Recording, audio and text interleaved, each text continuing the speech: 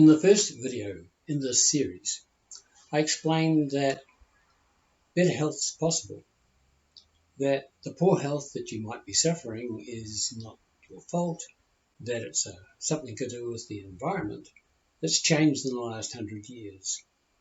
The 5 buckets of death that plague us today, cardiovascular disease, cancer, strokes, diabetes, and Alzheimer's, were not problems 100 years ago.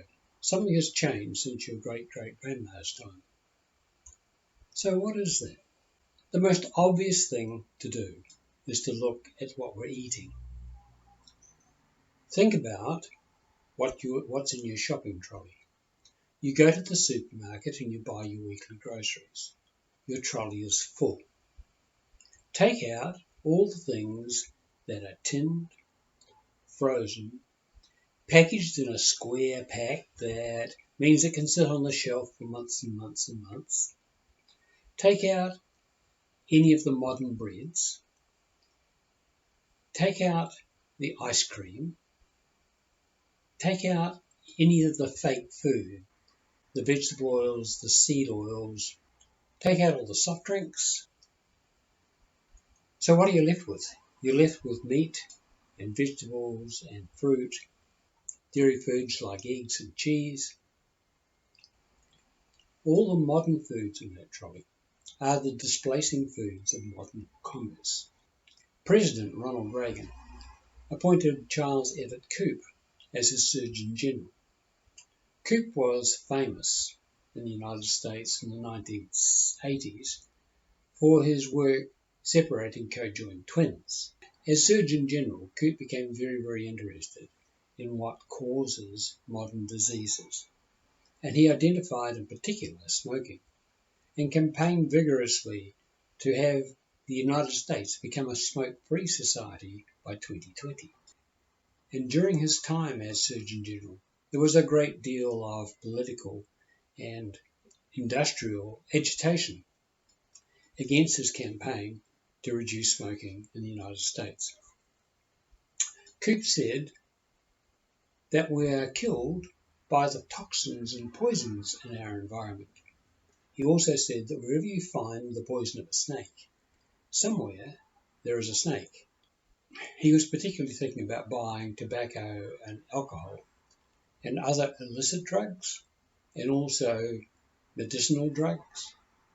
But in the United States, certainly to food, particularly vegetable oils and excessive sugar, to the soft drink industry, and in the United States you can certainly think about things like guns.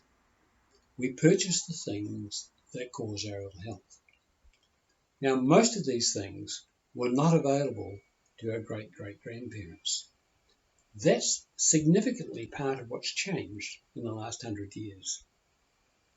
And when you understand that, you can perhaps see what you can do to improve your own health. One of the significant changes is that we now generally buy our food from a supermarket. Weston Price identified this problem 50 years ago. He said that the inadequate foods that we were now feeding our children were causing them to have narrow jaws, which caused displacement of the teeth, to have tooth decay, and to have poor bone structure. Today, we can be sure, looking at our children, that it's causing obesity and early development of type 2 diabetes and cancers in children. I talked in the previous video about metabolic syndrome. Well, the cause of metabolic syndrome is in the things that we buy, as Charles Everett Koop said. So the first step to better health is to do something to improve the quality of the protein in your diet, and then to improve the fats in your diet, to take out the seed oils and replace them largely with saturated and monosaturated fats, and remove from your diet all the foods that are replacements for original real foods. Take out the fake oils and fake fats, the fake fish, the fake meat, and the fake milk. We know from trials that people find it very difficult to believe that the food that they buy from a supermarket is in fact killing them. But that's a reality. It's a slow death. Realize that it's modern marketing and supermarkets and manufacturing and sales processes, television advertising.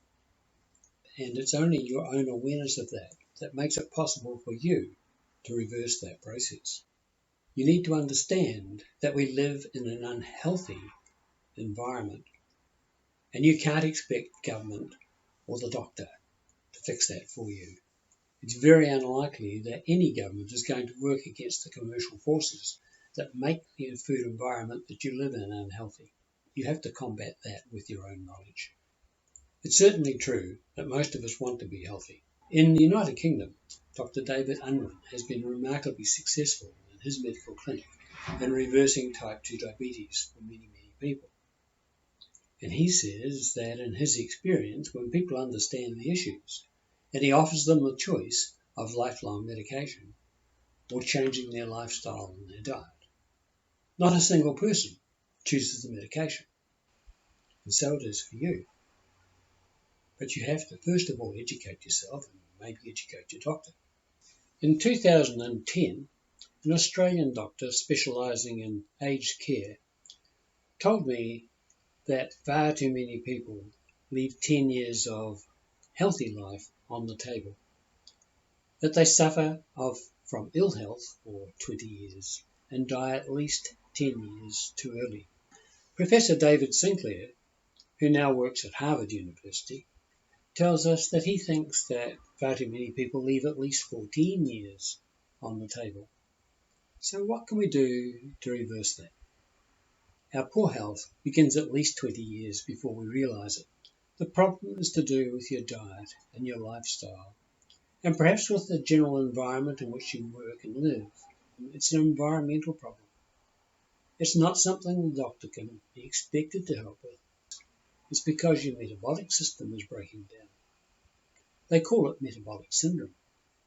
So why aren't we more aware of this and doing something about it? Because it's a real opportunity to take charge of your life and your future health.